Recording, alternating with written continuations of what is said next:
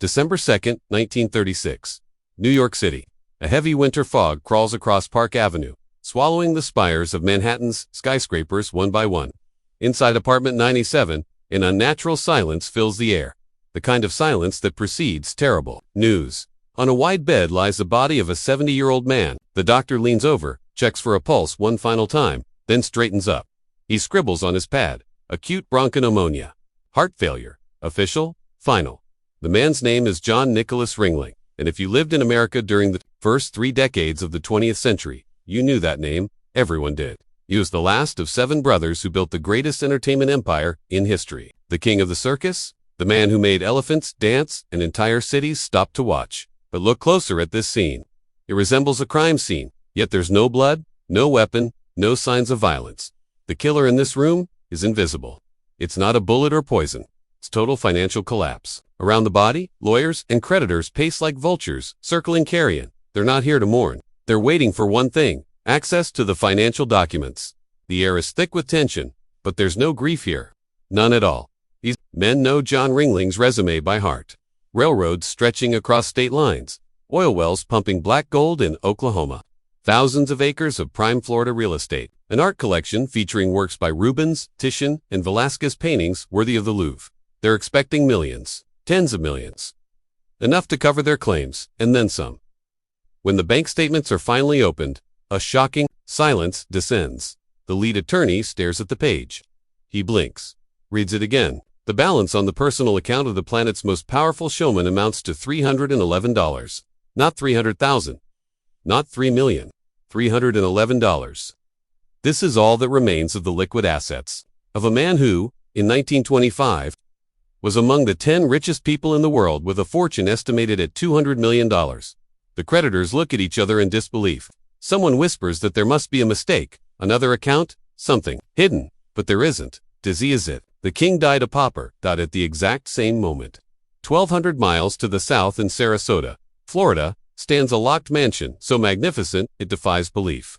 Coup d'Azan, a Venetian palace transplanted onto American soil, built of terracotta and marble. Rising from the edge of Sarasota Bay like a fever dream, the massive wrought iron gates are chained shut. Inside the 56 rooms, drafts wander through empty hallways, raising dust from velvet drapes that cost more than the average American home. No one lights the chandelier in the huge ballroom. No one looks at the Rubens canvases hanging in darkness. The servants were dismissed months ago. The gardeners fired. This house, conceived as a monument to eternal love and triumph, has become, at the moment of its owner's death, the most expensive tomb in North America. Creditors are already preparing documents for property seizure. The state of Florida is gearing up for a decade-long legal battle over ownership rights. The mansion that was supposed to embody the American dream has become tangible evidence of its collapse. The contrast defies comprehension. 10 years ago, John Ringling moved mile-long trains across the country, carrying thousands of people and hundreds of animals in his wake. He bought out competitors with a single stroke of a pen. Today, his body is being prepared for a modest funeral, and his empire is being torn to pieces by Wall Street vultures.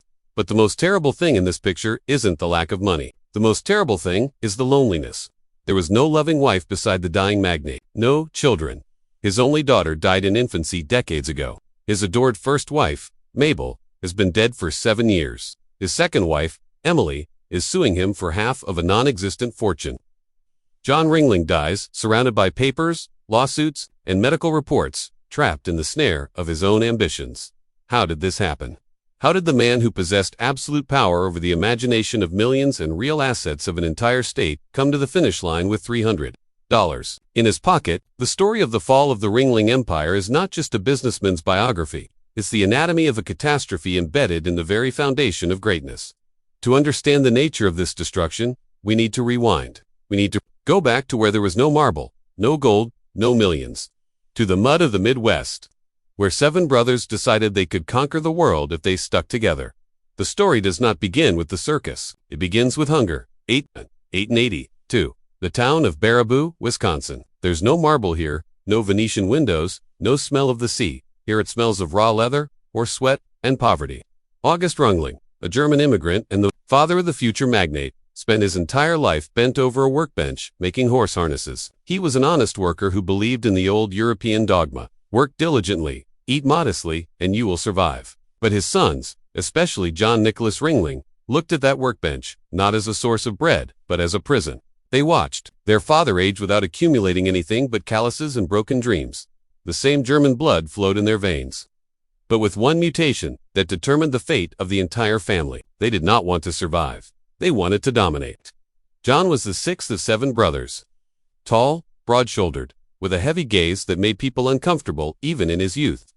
Unlike his brothers who gravitated toward artistry, sang, some danced, some juggled, John possessed the mind of a cold calculator. He understood a fundamental truth of late 19th century American capitalism long before it became obvious to others. Art is worthless without logistics. May 19, 1884. The Ringling Brothers give their first performance. It's a tiny tent. Tickets cost 5 cents. The troupe consists of the brothers themselves and a few local enthusiasts. But behind the scenes of this modest show, a machine is already working it. Machine created by the minds of John and his brother Otto. They divided responsibilities as industrial corporations did. Alfred handled advertising. Charles managed production. A.L. focused on talent selection. And John took care of routes and transportation. It's here that the philosophy forms which later embodies itself in the stones of the Quai d'Orsay mansion. The philosophy of total control and expansion. John Ringling understood that their main enemy was not lack of talent, but geography. America is vast. To become kings, one must conquer space. In 1890, the brothers make a decision that changes the rules of the game forever. They abandon wagons and horses and put the circus on rails. This is their first strategic quantum leap. While competitors get stuck in the mud of country roads, losing time and money, the Ringling Brothers train cuts through the states like a battleship, delivering the show to the richest cities strictly on schedule. John personally develops the logistics. He knows every railroad junction, from Chicago to New Orleans. He turns the chaos of a traveling circus into a militarized structure, operating with the precision of Swiss watchers. The beginning of the 20th century. Their fortune begins to grow exponentially. But John Ringling differs from his brothers in one more trait, an insatiable thirst for absorption. He does not tolerate competition. He doesn't want to be the best. He wants to be the only one. July 8, 1907. James Bailey dies. He was the owner of the legendary Barnum and Bailey Circus, the main and only serious rival of the Ringlings. For most people, it's news from the newspapers. For John, it's a signal to attack. While Bailey's heirs are in mourning and confusion, John initiates the deal for $410,000, a sum equivalent to about $13 million today. The Ringlings buy out their enemies. This moment becomes a historic watershed. Now they control both of the planet's largest circuses. They've become monopolists of entertainment in a country where there's still no radio, no television, no internet. Imagine the power of a man who controls the only source of visual wonders for 100 million Americans. This is power comparable to that of oil barons or steel magnates. But John wants more than just money. He suffers from the classic complex of new money. New York and Chicago society looks down on the Ringlings. For the elite, whose capitals were passed down through generations, John is simply an upstart. As circus man, a person who got rich showing bearded women and elephants, is not invited to closed clubs. His manners are considered rude. He wears too expensive suits, smokes too thick cigars, and speaks too loudly. In response to this social rejection, a plan matures in John's head. If society does not accept him, he will create his own kingdom, where he will be the absolute monarch. He will build not just a house, but a palace that will eclipse the Vanderbilt and Rockefeller estates. He will make them respect him, not through handshakes, but through reverent awe before his wealth. In 1911, John and his brothers buy land in Sarasota, Florida. At that time, it's a wild, swampy area, teeming with mosquitoes and snakes. Local residents think they've lost their minds. Why buy these? But John sees what others don't. He possesses the vision of a strategist. He sees a winter headquarters for his circus, a place where his animals and artists can rest and train in the warmth, saving money on heating and renting northern halls. But there's a second reason, personal. John is looking for a place for his throne. He's already rich, he's already influential, but he lacks one element to complete the image of an emperor. He needs a queen and a palace worthy of her. By the 1920s, the brothers begin to die, one after another. Otto dies in 1911, A.L. in 1916, Alfred in 1919. John remains the last titan. All power, all assets, all levers of control over the giant empire concentrate in his hands. He no longer consults with anyone. He is the voice of God in the world of show business. And it's precisely at this moment of absolute power and emerging loneliness that he decides to begin construction of his main monument. But to create a masterpiece, a muse is needed. John's brute force, his ability to lay rails and calculate profits, is the foundation, but to build Kudazan, a soul is needed. And this soul appeared in his life long before the first stone was laid. December 29th, 5, Hoboken, New Jersey. On this day, John Ringling concludes the most important deal of his life. But this time the contract doesn't specify elephants, railroad cars, or business shares. He marries. His chosen one is Arminta Nell Burton, known as Mabel, a 30-year-old woman from the tiny town of Moons, Ohio. At first glance, this seems like an ordinary marriage for love. But in the context of the Ringling Empire, this event becomes a strategic alliance that will define the aesthetics and future of the entire clan. Mabel is not just the wife of a rich man. She's the missing element that John lacks to transform from king of the circus into American aristocrat. John possesses brute force, a breakthrough character, and the ability to make money out of thin air. Mabel possesses taste, refinement, and most importantly, vision. If John is the engine of this machine, then Mabel becomes its rudder. She instantly understands that to make their money carry weight in high society, it needs to be converted into culture. Simply having millions in the accounts isn't enough. In New York of the 1920s, this is considered vulgar. One needs to possess history, even if that history has to be bought and shipped across the ocean on a steamer. Over the next 2 decades, the couple turns their annual trips to Europe into large-scale expeditions to expropriate the cultural heritage of the old world, while John's agents scour circuses in Germany and Russia in search of acrobats and trainers. John and Mabel visit auction houses and workshops in Italy. This is the merger of two worlds. The world of the fairground meets the world of high art. John approaches collecting paintings the same way he selects circus acts. He looks for size, drama, and scale. He likes Rubens, Titian, Velázquez.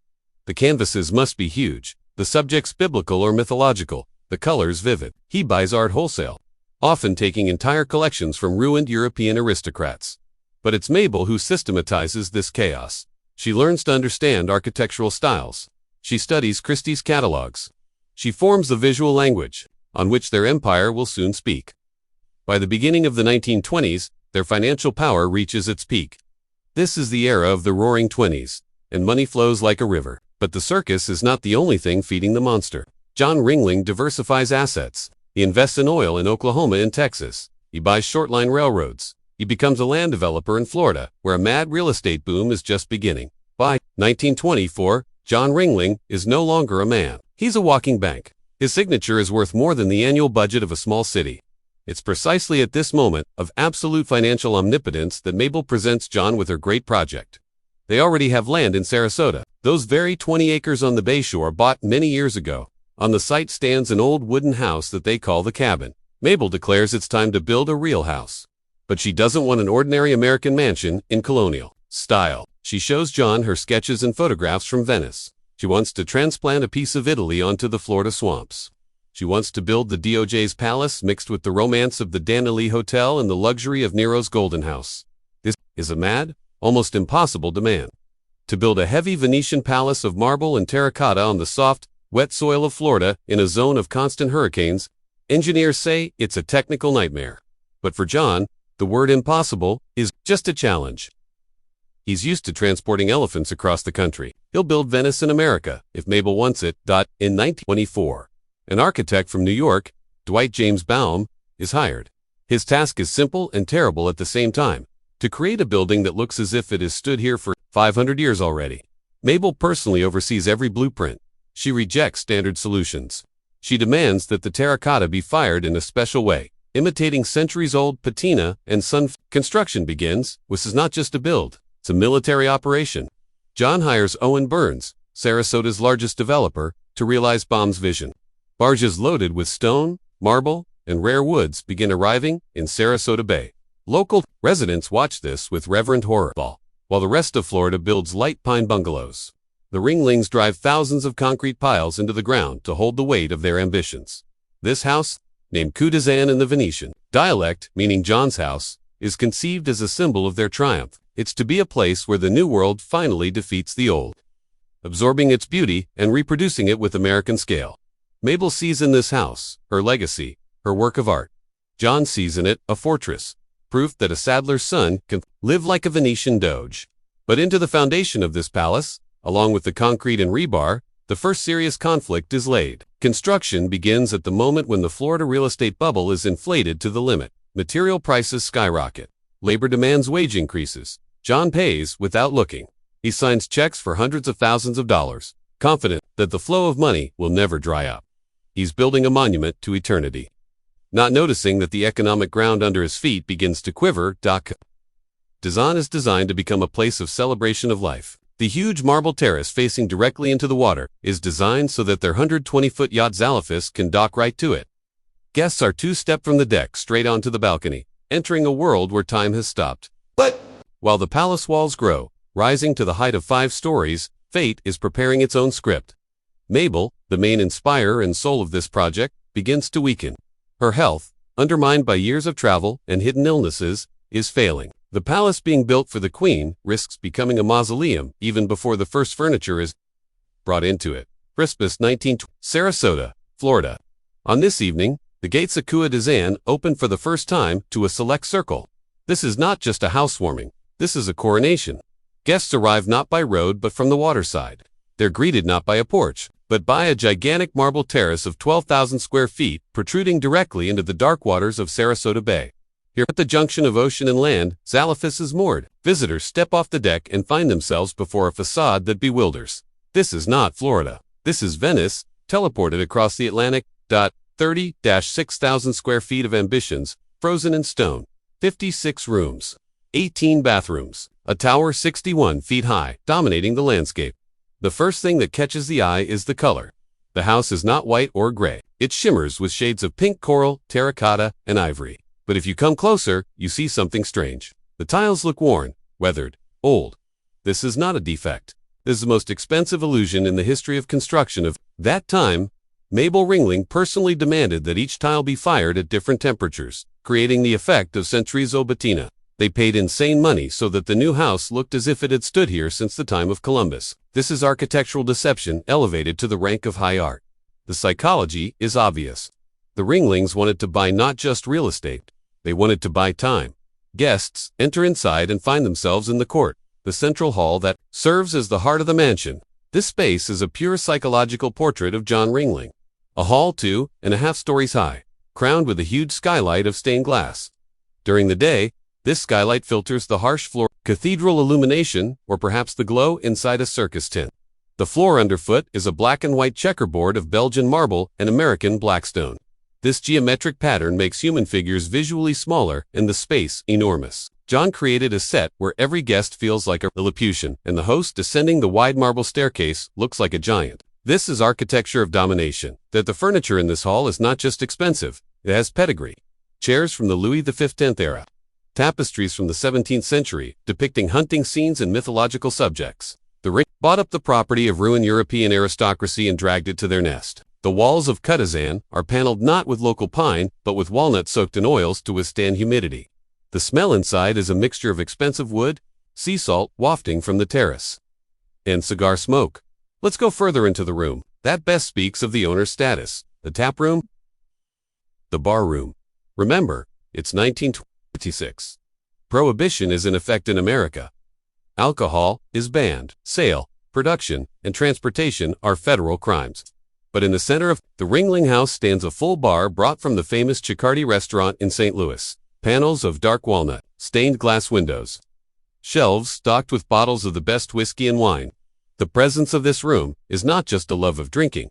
It's a declaration of invincibility. John Ringling says with this bar, laws are written for you, not for me. He feels like a state within a state.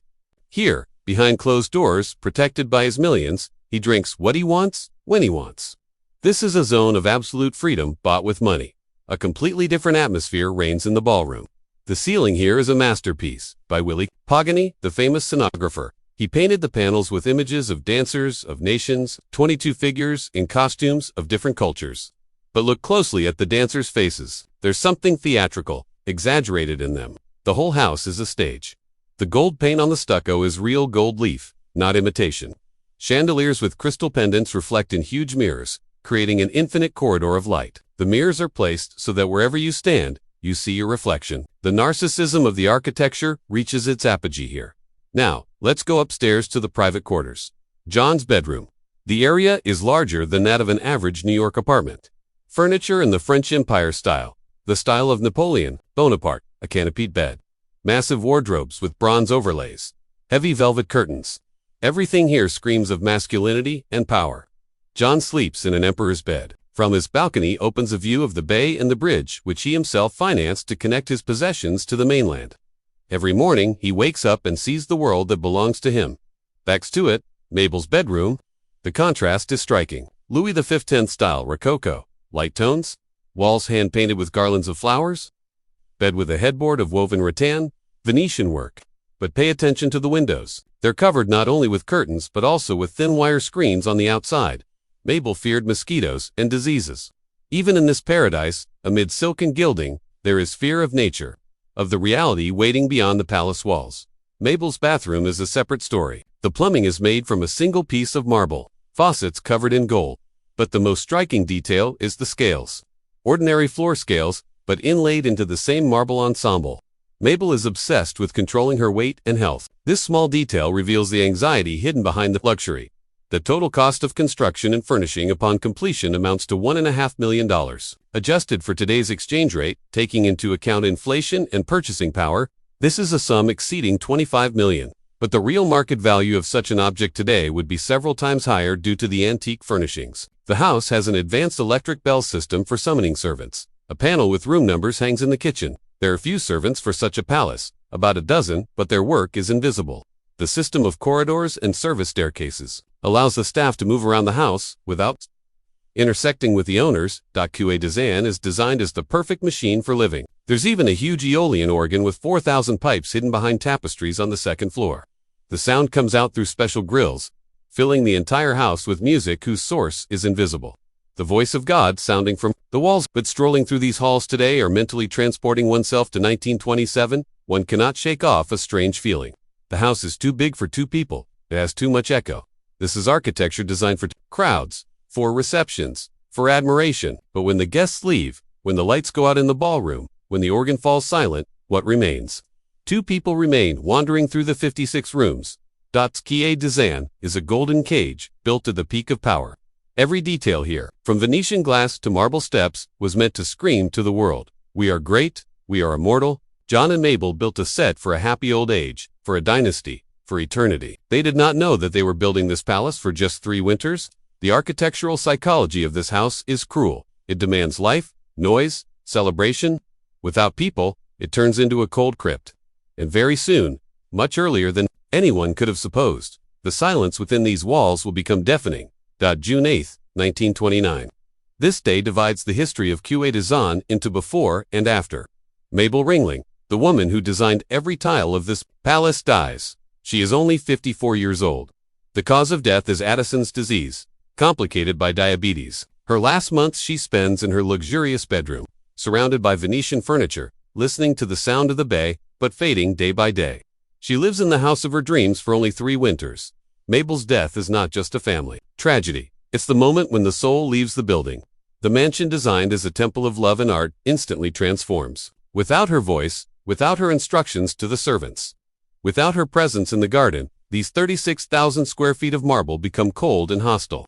John Ringling remains alone in the labyrinth of 56 rooms, and it's here that the real decay begins. We're used to seeing magnates as people of steel, whom emotions cannot break. But John Ringling's story proves the opposite. The biggest mistakes are made not out of stupidity, but out of grief. Loosen Mabel, John loses his moral compass and sense of reality. He tries to drown out the silence in the house with action. It seems to him that if he continues to expand, if he buys even more, the emptiness inside will disappear.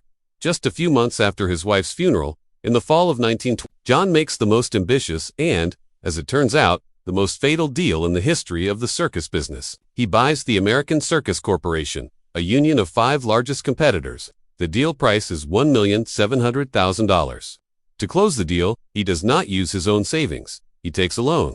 He's confident that the economy will grow forever. The deal closes. John Ringling now owns all significant circuses in the United States.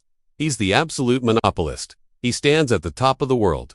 But exactly a few weeks later, In October 1929, the stock market crashes. The Great Depression begins. Assets depreciate. Audiences stop buying circus tickets. The debts remain. And it's here, against the backdrop of a financial storm and personal loneliness, that a new character takes the stage. Emily Hogbuck. On December 19, 1930, just a year and a half after Mabel's death, John marries, for the second time. Emily is the complete opposite of Mabel. She's a wealthy widow, a social lioness, a woman whose ambitions perhaps exceed those of John himself. If the marriage to Mabel was a union of two dreamers, building an empire from scratch, then the marriage to Emily resembles a merger of two corporations that went awry. John seeks salvation from loneliness. He seeks someone who will fill the halls of Cugue de Zen with life again. Emily likely seeks status and power that the Ringling name provides. But instead of symbiosis, they get war. The atmosphere in the house changes radically. The walls, which previously heard discussions of art and construction plans, now hear shouts and the smashing of dishes. Emily has no intention of being a shadow of the great husband or a replacement for the late Mabel. She demands attention, money, and influence. John, accustomed to absolute submission, be it lions in the arena or subordinates in the office, faces a force he cannot control. The conflict reaches its peak quickly. This marriage does not last even 2 years in normal mode. Emily accuses John of cruelty. John accuses Emily of extravagance and greed. Coup d'État turns from a palace into a battlefield. Servants become witnesses to ugly scenes. Legends say that once John locked the bedroom doors to keep his wife out, and she pounded on them so hard that marks remained on the wood. In 1933, the divorce proceedings begin, and this becomes the final nail in the coffin of John's reputation and fortune. Divorce in the 1930s is not just a legal procedure, it's a public scandal. Emily demands $50,000 in settlement, huge money in the midst of the Depression. She sues, claiming John broke her arm. John files a counterclaim, asserting that she's trying to ruin him. Here before us arises a complex moral question. Who is the villain here? It's easy to accuse Emily of being a gold digger, taking advantage of the vulnerability of an aging magnate. But look at John. This is a man accustomed to buying everything. Competitors, art, real estate. Did he not try to buy a new lady of the house in exactly the same way? Did he not use Emily as a function, ignoring her as a person? This period reveals the dark side of the king of the circus's character. We see not a genius strategist but a cornered beast. He's stubborn, he's aggressive, he refuses to compromise. His pride, which helped him build the empire, now prevents him from preserving even its remnants. He spends the last liquid funds on lawyers, trying to prove his rightness in the war with his wife. While his business empire crumbles under the weight of debts, the house reflects the state of its owner. Cugue de Zen begins to decay. There are no funds left to maintain a large staff of servants. Rooms are closed one after another. Dust settles on the gilding. Gardens overgrow. Electricity is saved. In the evenings, John sits in the darkness, perhaps with a glass of whiskey in that very barroom he built as a symbol of his freedom. Now it's a bunker. The second marriage, which was supposed to be the beginning of a new chapter, becomes the catalyst of the end. Emily leaves, but the lawsuits drain the last juices from John. He wins the divorce in 1936, just a few months before his death. But this is a Pyrrhic victory. By this point, he's already lost control of the circus. The board of directors, consisting of creditors, has removed him from managing the business of his entire life. The tragedy of John Ringling in this phase is the tragedy of a man who confused possession with love. He thought he could replace Mabel with another woman as easily as replacing an old poster with a new one. He was wrong. Cugue de Zen rejected the new lady of the house. The house built on love did not accept a marriage of convenience. Now, with Emily gone and Mabel dead, John remains one-on-one with his creation. The palace, which should have rung with laughter and music, stands in silence. And this silence is more terrible than any noise. It says that the king is naked. All his millions, all his Rubens paintings, all his marble columns, cannot give him the simplest thing, human warmth. 1932. This is the year when the bottom is pierced definitively. The Great Depression is no longer just an economic term. It's a plague destroying everything living. But for John Ringling, the blow comes not from the stock exchange but from the people he considered pawns. For the first time in the history of the Ringling Circus, the owner's surname ceases to mean control. John made a critical mistake buying competitors in 1929. He took a loan. When the crisis hit, he couldn't pay the interest. New York bankers, men in gray suits, who never pitched a tent or fed elephants, seized the moment, summoned John to the board of directors, and pronounced his sentence. He's ousted. The empire he built for 50 years is taken away for debts. He remains honorary president, a title that gives no voting rights but maintains appearances for the public. Dishumiliation is worse than bankruptcy. It's castration. It's precisely at this moment, cornered, deprived of power, and humiliated, that John Ringling undergoes a profound inner transformation.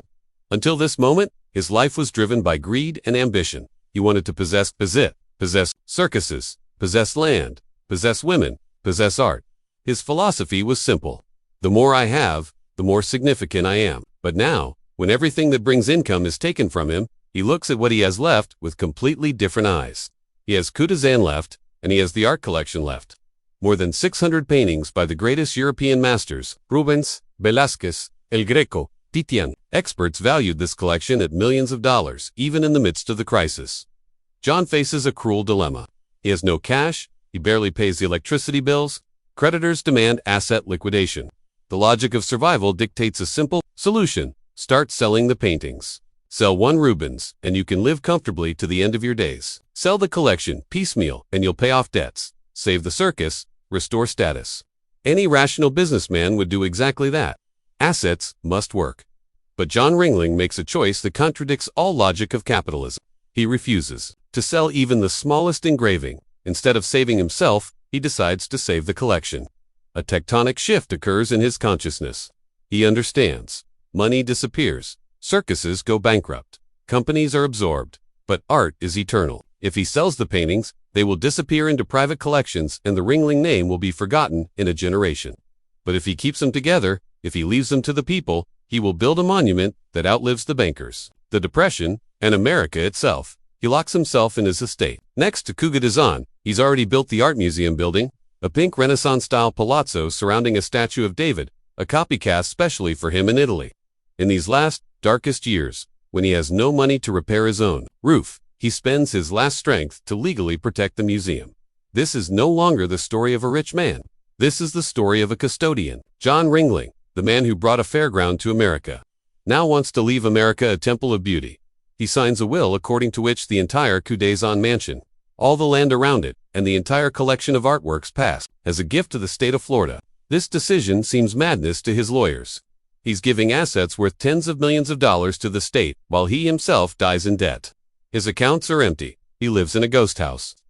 From those years describe an eerie picture. The aging, sick John, suffering from thrombosis, limps through the huge halls. Windows are open to catch the sea breeze because there's no money for fans to run. The humid, salty Florida air penetrates inside, corroding the gilding on the frames and the velvet on the furniture. The house begins to die, along with its owner.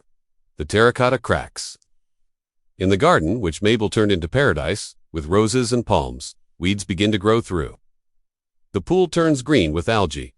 But John does not notice the decay. He's obsessed with one goal: to live until the moment when the documents are drawn up so that no one, neither his ex-wife, nor creditors, nor banks, can dismantle his legacy. Psychologically, this is a moment of redemption. All his life he took, now he gives. Perhaps he tries to buy forgiveness for his sins. Perhaps he tries to preserve the memory of Mabel, for this museum and this house were their shared dream. But the fact remains, in a moment of extreme despair, he chose eternity over comfort. In 1936, his health deteriorates catastrophically. He's 70 years old. His heart is failing. Doctors insist on a trip to New York for treatment. Before leaving, he walks around his possessions for the last time. He looks at Cugatizan rising above the bay, at the facade that he and Mabel chose with such love. He knows he will not return here. He boards the train. The very mode of transport that made him king now carries him into exile. In New York, he settles not in his own palace, which has long been sold or rented out, but in an apartment. December 2nd, 1930, the scene arrives that we described at the beginning of our story. Death. Bank account with $311. But now, we know the context of this figure. It's not a symbol of defeat. It's the price of immortality. He was poor. Because he refused to trade greatness for small change, immediately after his death, the chaos he feared begins. Creditors pounce on the property like a school of piranhas. They demand to sell the paintings. They demand to sell the house. They demand to divide the land into plots for development. The state of Florida, which itself is in deep economic crisis, hesitates. Politicians do not want to accept a gift that requires huge funds for maintenance. They say, "Why do we need this? Palace, when people have nothing to eat?" 10 years. Exactly 10 years, Kotazan stands abandoned. From 1936 to 1946, the house sinks into a lethargic sleep. The gates are chained shut. Security is minimal. Local teenagers sneak onto the property, break windows, steal small items.